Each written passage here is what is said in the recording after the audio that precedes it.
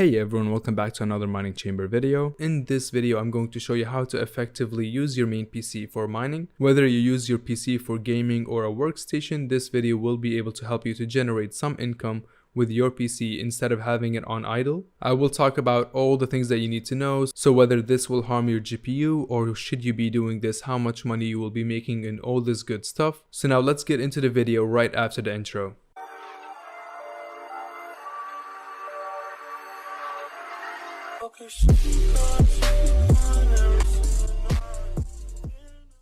The first things I'm sure that you have on your mind is that if it's safe for your computer and how much money can you potentially make. So let's answer these questions first before we move on to the tutorial.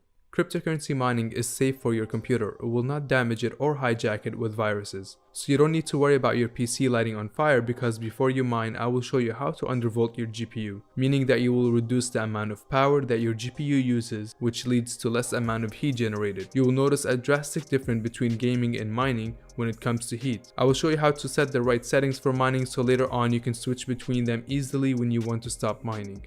As for all these false flags that you usually get when downloading most of the mining softwares, the reason that you get these annoying false flags is due to mining software being used maliciously by other people. So if they flagged it multiple times, then it will be blacklisted by the antivirus companies. Now what you need to do to avoid this issue, you can make a folder, name it whatever you like, and then exclude that folder from your antivirus. So in this example, I have created a folder named miners and I put it on my desktop, and then I've excluded that from my Windows Defender. Now mind you that I only have Windows Defender as an antivirus, so if you have a different one as well, then you most likely will have to do the steps there too. In some other scenarios, you might be blocked from the browser itself without even getting to your downloads, and then in that case you just want to click on view files and then you want to allow it from your browser. The one possible thing that can actually go wrong is the chance of your system files corrupting due to crashing. So generally when you mine, you apply overclocks, and sometimes those overclocks are not compatible with your GPU, which will then lead to some blue screen errors and frozen threads. Since these blue screens force you to shut down your computer while it's on, it can lead to corruption on your SSD drive or whatever storage drive you have connected to it. Even mining with stock settings can lead to crashes on a higher rate, so that is why please make sure to follow the overclocks properly. And if you want to learn more about overclocks, you can watch the video I made previously on that topic, where we go in details on what to do if you can't find your right overclocks and how to fine tune your overclocks for your GPU. I will also be briefly going over that stuff in this video, just for a good enough amount so that you understand what you're doing when it comes to overclocking. Now since there are chances of blue screens, that means you should definitely back up your important files and information to the cloud or any external storage before you mine. There is a way around having these blue screens, and that is to use a Linux-based mining operating system, which I will cover more later on in the video, right after we cover all the basics for mining in just Windows 10. This guide does not apply to Macs or any Apple device, but you can try to hack your way through it. So now hopefully that you understand the risks, we can go ahead and talk about how much money you will be possibly making. The main factor for your profitability will be your GPU. So you can also use your CPU for mining, but the GPU will be the biggest chunk of your profits and the CPU will be unnoticeable. In this guide, I'm going to give you two ways to mine, and one that focuses just on the GPU and the other one will use your CPU and the GPU. But I honestly recommend just doing the GPU if you're only getting like 5 cents a day from your CPU. And I'm not really a professional with CPU mining, so unfortunately I won't be able to tell you how much your CPU is going to be able to make. But with the GPU mining, I'll be able to give you good enough information so that you can find your way through. So the first thing that you need to know is you need to check which GPU that you have and how much is your memory size. Now if you don't know your memory size, you can find this on GPU-Z, so just download GPU-Z and then you'll see here memory size for your GPU. Now the reason that it's important to know your memory size is because some mining algorithms require a certain amount of space. So now for example, if you'll take a look at Ethereum here, which is the most profitable coin to mine for any GPU miner, it has past 4 GB size for the DAG file, which means that you can't mine Ethereum anymore with any GPU that has less than 4 GB of VRAM. Now there are ways around it, for example zombie mode and all that stuff, but it's very finite and it eventually will go to 0 mega hash for your Ethereum. So if you have less than 4 GB VRAM, then you will be mining different coins, for example Ethereum Classic and Raven coin and all these other coins. But if you have more than 4 GB VRAM, then you should be mining Ethereum because it is the most profitable coin to mine. Now in the end of this video, I will provide you guys with a lot of resources that go more in depth on the topics, for example the DAG size and why you can't mine Bitcoin with GPUs and all that stuff. So if I go through a topic pretty fast and you guys still don't get it, then please wait for the end of the video and then you can watch the video that goes into the topic more. So now that you know your DAG size, the next thing you want to know is how much money you'll be able to make mining Ethereum or all the other coins. So to figure out your profitability, there's multiple places you can go to and many calculators that you can use. One of the places that you can go to is miningchamber.com. I do have multiple different GPU overview articles here that you can click on, and then you'll find multiple different GPUs and just pick the GPU that you're mining with. So for example, in this system that I'm running, I have a 5700, which comes very close to the 5700 XT. So now once you open up the article for the GPU that you're using, you'll find a lot of information here and stuff that you need to know. And if you scroll further down, you'll find here a calculator that will show you an estimated earnings for your daily income. Now this isn't going to be 100% because all these profits do change very frequently. So maybe 1 year from now you'll be making like $3 or you'll be making $20. You'll never know. So now on my PC with my hash rate, I know that I get around 50 mega hash for this GPU. So if I'm mining with my computer, I'll be making around $6.20 a day. That's if I'm mining 24 hours. But since it's my main computer, I'm not going to be mining 24 hours. Instead, I'll be mining like half a day, maybe a fourth of a day, and then my profitability will reflect that way. So if I mine half a day, for example 12 hours, then I would only make $3 and some cents. We will talk later on about overclocks and BIOS modding, so now let's first cover the profitability and then we can jump to that section later on. So if you end up not finding your GPU here, then you can use other resources, but eventually I am going to be adding a lot more GPUs here, and I'm going to add a table full of GPUs with all their profitability as well as their efficiency. So the second resource that you can go to is Kryptex, the best GPUs for mining, which has a big table with a lot of different GPUs and how much money they make and the different coins that they can mine and how much hash rate they can get on there. So here you can see, for example, the Nvidia RTX 3090, the price that usually you can buy it for is around $2,300, and then the profitability will be around $470 a month. So you can change it here from monthly to daily, and then you'll see how much money you'll be making,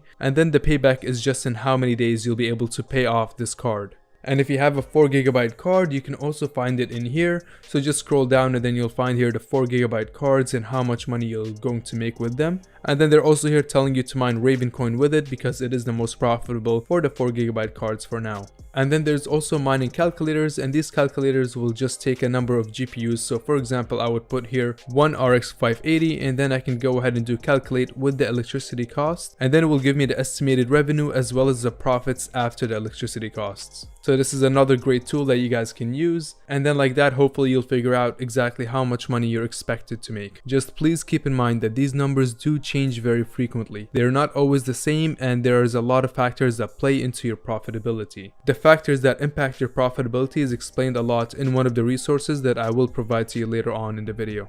So now hopefully you were able to figure out a good estimate for how much money you will be making. Now we can get started with the tutorial. The first thing that you want to do is you want to make a wallet, and this wallet is where you're going to get paid the mining money that you're making. So for example, here I'm using a wallet called Exodus, and it has multiple different coins that you can store in here. So I have my Ethereum Classic, and I got paid a little bit of Ethereum Classic, so you guys can see the balance here. And then you can use this for any coin you're mining. So for example, Ethereum, you would be able to click on it and then click on receive, and then you'll get your address for your wallet, and that's what you're going to be using later on in the video. So to choose whichever wallet you want to use, you can go to miningchamber.com to the platform section, and then here you'll be able to find different exchanges as well as some different wallets too. So you can feel free to select whichever wallet you want to pick, and then from there you'll be good to go. So we're going to do this in two different ways. The first way will be in your Windows 10 using two different mining softwares, and then the other way will be through a Linux-based mining operating system that you can boot from just a USB stick. In this example, we're going to use HiveOS, but you guys can feel free to use any one that you want. There are many out there, but I do like HiveOS, so I'll be using this one for this video. Now this guide will work with 2 GPUs or 1 GPU in your system, but there are some additional steps that you need to take if you're planning on using 2 GPUs, and we will cover that later on in a second part to this video, which should come out very soon. So make sure that you hit the subscribe and the bell notifications so you get notified when that second part comes out. So the first thing you want to do when you're mining on your Windows PC is that you want to turn off your screensaver so that your computer does not go to sleep or goes to a screensaver after some time. So I generally have the sleep for never, and then I have my screensaver after an hour, but if I am planning to mine with this, I will set it on never. And the reason that you need to do this is so that your computer doesn't go to sleep when it's mining, and that would just end up turning off your miner. You can also go to additional power settings here, and then after you go to additional power settings, make sure you select high performance. And now after high performance, go to change plan settings, and then in here also change the turn off display to never, and from there you can change advanced power settings again, and we're going to change a couple of things here. So you want to go to your PCIe Express, and then you want to set the link power state management to off, make sure that it's set to off. And if you're also using Wi-Fi, then turn off the power saving mode for your wireless adapter, so set this to maximum performance. Now these will just help you avoid any issues that come to your Wi-Fi adapter or your PCIe Express slots going to power saving when your GPU is mining. Now just go ahead and hit apply, and then after you hit apply, you're good on this end. And also sometimes you'll have to change your virtual memory settings, and you can find that in your about tab for your system. So just go a little bit further down and then click on advanced system settings, and then from there you guys can change your virtual memory. So you're most likely not going to have to change this, but if you do get an error saying that you don't have a large enough paging file size, then you can come back here and then just uncheck this and then set a custom size, and the custom size would be around 4000 megabyte per GPU. So I would just say 4000 megabyte here, and then in the second one you can say around 8000, and then you can set this in place. Now this will help you avoid that issue, but only do it if you are actually running into that issue. So since I won't be running into that issue, I'll just go ahead and hit cancel, and I'll leave it as is. And now the last thing that we need to do before we start mining is the overclocking. So like I mentioned, overclocking is very important when it comes to mining because it does help you use less power. So for overclocking, you can do this in two different ways. So if you have an AMD GPU, I would recommend using AMD Wattman that comes with your GPU drivers. So if you go to tuning in performance tab, you'll find here you can set it to automatic or manual, and we will be doing it manual because the goal is to reduce the amount of power that you're using, and in return that helps you decrease the heat of your GPU, which is super helpful for your hardware's health. And then if you have an NVIDIA GPU, you can feel free to use MSI Afterburner, but just make sure that you're only using one overclocking software at a time. Don't use two of them because it will cause some conflict. So for example, I have right now two of them open, but I will be closing MSI Afterburner because I have an AMD card. Now you can use MSI Afterburner for AMD cards as well, but some GPUs are pretty limited for the core voltage and you might not be able to move them around there. And then you'll end up having to patch MSI Afterburner to be able to extend your functionality for your core voltage. So just for simplicity, if you guys want to use MSI Afterburner and you have core voltage option unlocked, then feel free to do that. And in most scenarios, this won't be unlocked in the first place. So you want to go to your settings, and then in settings, you want to do unlock voltage control, and then that will help you unlock that setting. And there's also another way to overclock your cards, which we will show in one of the mining methods, and that is through putting the information for your overclocks into the mining file itself. So for example, you guys can see here core clock 1350, core voltage 800, and stuff like that. So we will get to that when we start mining with Phoenixminer. Now before you start mining, make sure you have your proper overclock set. So now once you do have your overclock set, for example here I have my overclock set for my 5700 GPU, what you can do to make your life a lot easier is you can save your overclock profiles. So you just hit on save profile and then say mining profile, and then just save that. So after you save your profile, all you need to do is you can go ahead and load it anytime you want to mine, and you can also just reset your settings whenever you want to get back to using your computer normally. So if I reset my settings, I can go ahead and start gaming or do whatever I want, and then when I want to start mining again, I'll just load my profile. This can also be done in MSI Afterburner, so you guys can see here the save icon. You can just change your settings around, click the save icon, select a profile, and then you can just keep loading that profile whenever you want to mine. And if you want to reset your settings, all you have to do is just hit on that reset and then hit the check mark, and then you're good to go.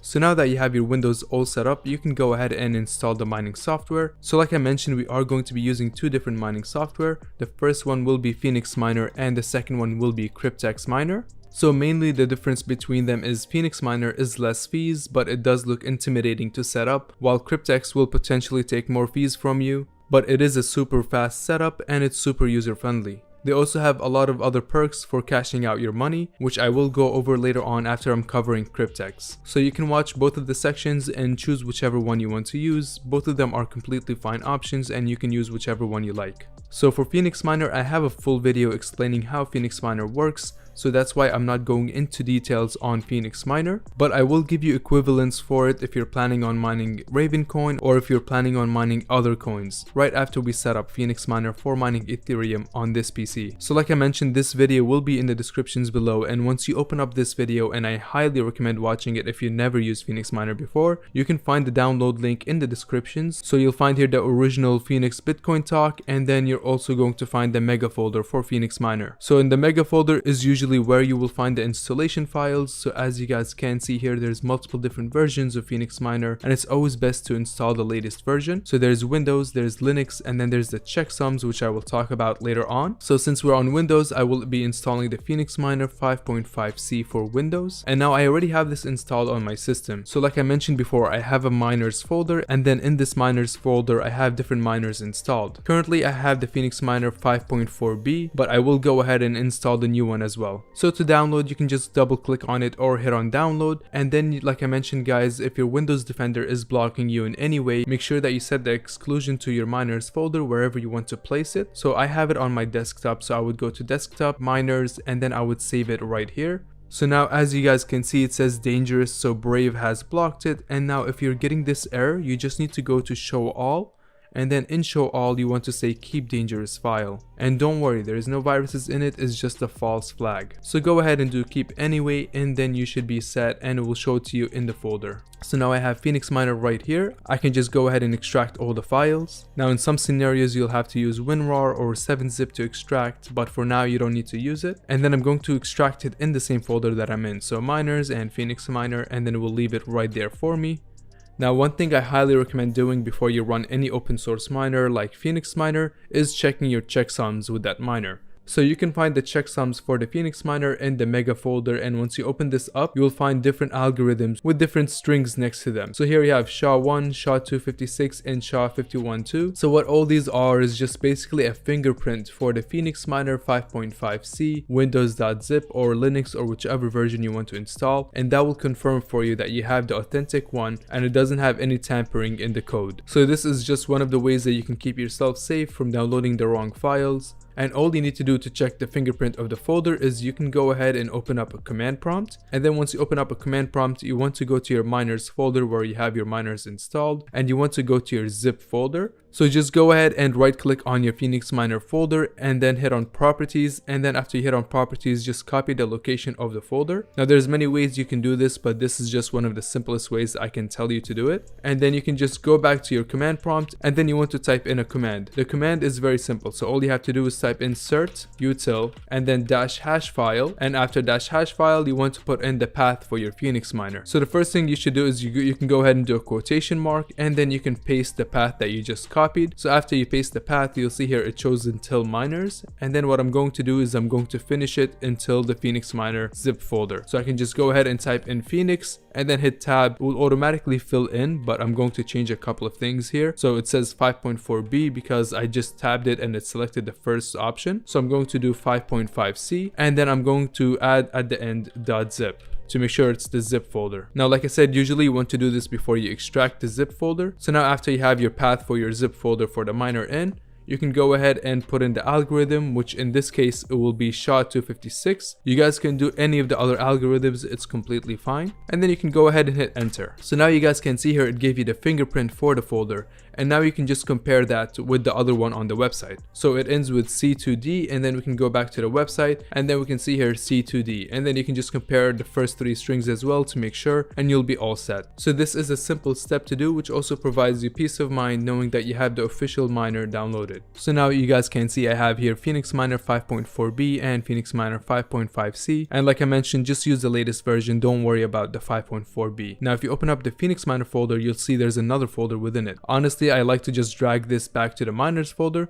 so I don't have to open twice when I go to it. So now when I open up Phoenixminer 5.5c, it'll automatically give me the content of the original folder, instead of having 2 nested folders in each other. So now the first thing you guys will see in your Phoenixminer folder is all these different files. Don't get intimidated by it, it really isn't going to be that complicated at all. So there's 2 things you need to focus on here. First, you have your Phoenixminer application right here, and then you have your startminer.bat. There is generally 2 ways to run your Phoenixminer, and it's either using a bat file, which will link to the application or running the application directly using the config file. So in the Phoenixminer guide, I do go over this in details, and in this tutorial we're going to use the config file because it is easier to set up that way. So in my config right now, I have my pools, which is -pool, and then I set my mining pools that I'm trying to mine to, and then I also have my wallet address here and the name of the worker, and then I also have my overclocks for my GPU. So for you, it will be different values for your wallet because you're going to use your own wallet address from one of the platforms that I mentioned before. And then as for your worker name, you guys can put whatever you want. This is just my PC, so I'm naming it Workbench.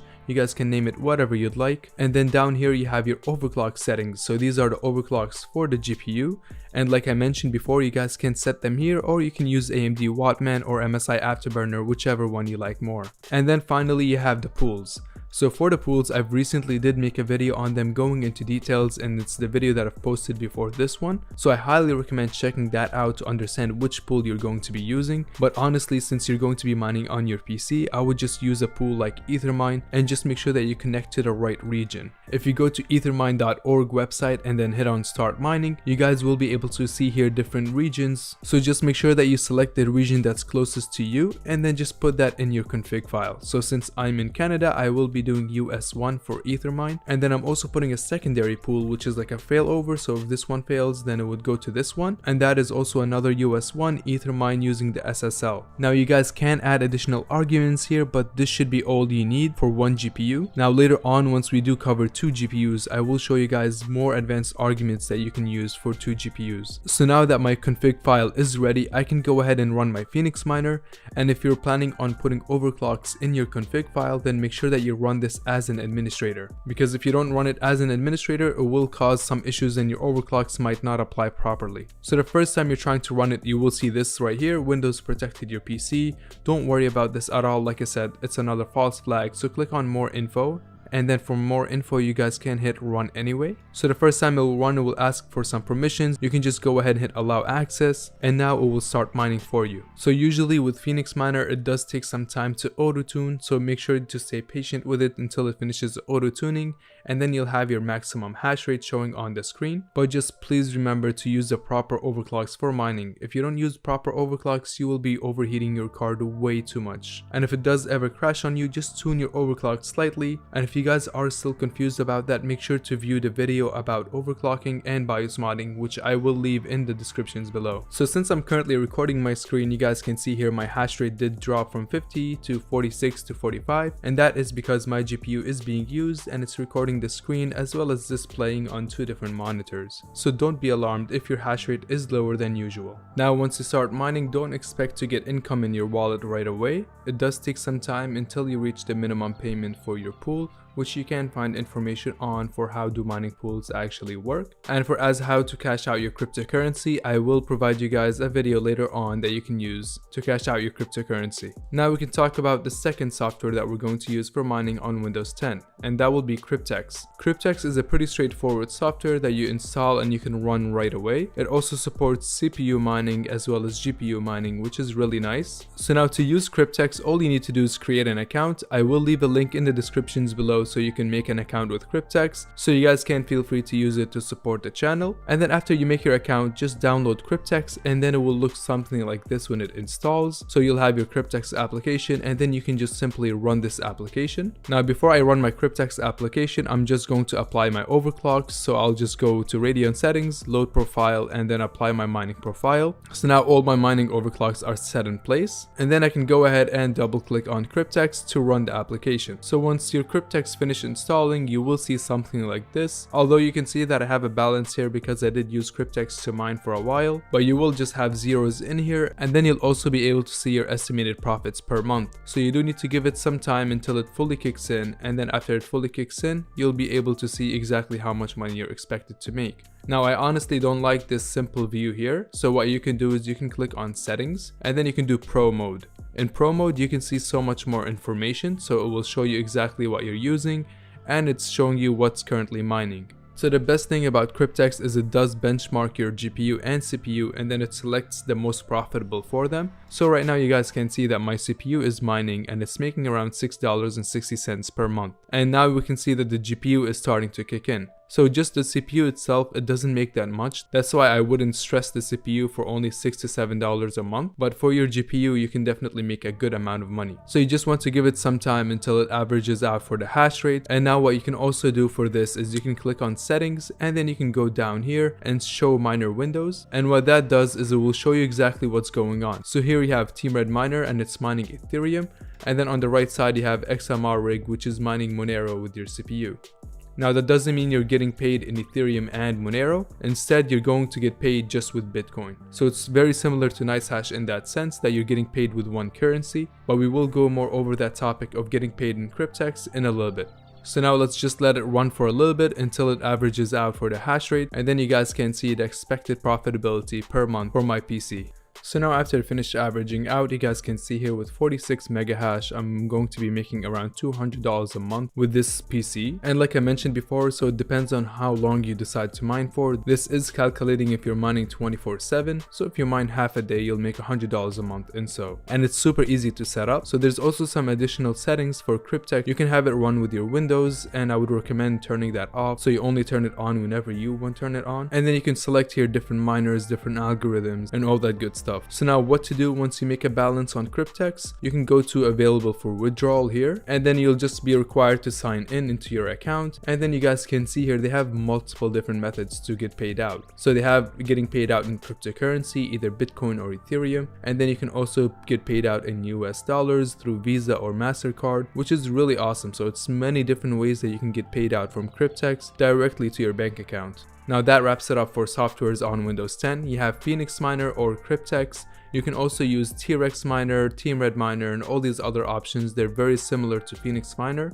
And also one thing that I should clarify is that you can use your computer while it's mining, but I would suggest turning off your CPU first, because if you do try to, for example, do any video editing or any internet browsing even with your CPU mining, it can be very daunting. So just turn off your CPU for mining and only mine with your GPU, and then you can do anything you want. Obviously when it comes to games, you won't be able to game, but if you want to game, you can just turn off your GPU as well and then game, and then turn it back on when you're not playing. Now we can go ahead and move on to the Linux-based operating system. So now to mine with HiveOS, all you need to do is download their image, and then you can flash that image on a USB stick, and from there you can plug in that USB and boot into HiveOS. So I'm not going to go through the process of flashing the image on the USB stick and selecting the right image, because I do cover that all in the HiveOS guide as well. And this video is getting very long, so I don't want to bore you guys with information that I've already covered. So I will leave the link for HiveOS guide in the descriptions below as well, and I highly recommend watching it if you're planning on using HiveOS, because there are so many functionalities that we cover there about HiveOS and how to overclock there and all the good stuff that you need to know. So now as soon as this USB finishes flashing, I'm going to boot into it, and then I'm going to be running my PC on HiveOS whenever I want to mine. One thing you need to know about booting from a USB stick is some motherboards do need some settings to be changed to allow you to boot from a USB stick. Now if you try to boot from your USB and then it doesn't go through, then just look into your computer model and then see what you need to do to change around in your settings to be able to boot from a USB stick. In my scenario, I didn't have to do anything. All I had to do was hit on the boot menu key, and then I was able to select the HiveOS USB stick, and then from there it booted into HiveOS and I was good to go. Now the only issue with this method is that you can't use your computer while it's in HiveOS, because it's a Linux based OS that's made only for mining. So you will have to control your computer or tune it through your phone or through another device by just downloading their HiveOS app or going to their website, and that will be similar to any other mining specific operating system. Now the bright side of this method is that you won't have to deal with any blue screens, and it's protecting your main drive from any issues. If you have only one GPU, then I would stick to Windows, but if you have more than one GPU in your system, then this method could be pretty nice. So now that we covered all the methods for mining, 2 in Windows and 1 for a Linux-based mining operating system, hopefully you guys have a good idea where to start or a good option to pick from and get going. As for the resources that you should check out, there will be a couple of videos in the descriptions below that will explain parts for you in specifics, and I will also leave a link for Hashraptor's video on how to mine Ethereum on your Windows PC, which you guys can also get from it additional information regarding to this topic. So now finally we're back to the giveaway. I was supposed to select the winners in the last video, but I've completely forgot, so I'm really sorry about that, guys. But I did select the 3 new winners for the unclaimed rewards from my last giveaway, which are 2 packs of 6 risers and a $25 gift card for nerdgears.com. So I want to first thank you guys for voting on the poll, and I'm glad to see how diverse it is. It's very awesome, and thank you for all the kind comments. You guys are amazing and I really appreciate it. So like I've mentioned, I've selected the 3 winners and I've replied to you guys on the comments to make sure to watch this video. So hopefully that you did get my message and you're here in this video. Please make sure to contact me at socanon@miningchamber.com with a screenshot of your YouTube account, as long as it has the same name and icon and it's coming from the same email that's showing in your account, then you will be selected. Now if you're trying to imposter the winners, just know that it won't work. I'll be able to find out who's the winner or who's not the winner. So I will be waiting on an email from you guys to claim your reward. Thank you everyone so much for participating. I will be doing a huge giveaway on 50,000 subscriber milestone, and then that one hopefully there will be a high number of winners and all of you guys can have a higher chance of winning something. So now we can go ahead and wrap up the video. Thank you guys again for watching this video. If you have any questions, feel free to leave them in the comments below. And if you're new here, make sure to hit that subscribe button and hit the thumbs up if you enjoyed the video. Like I mentioned, the second part of this video will be coming very soon. It's probably going to be coming this week or the next week, where you can learn how to use 2 different GPUs on your gaming PC. So thank you guys again, and I hope you have a wonderful day.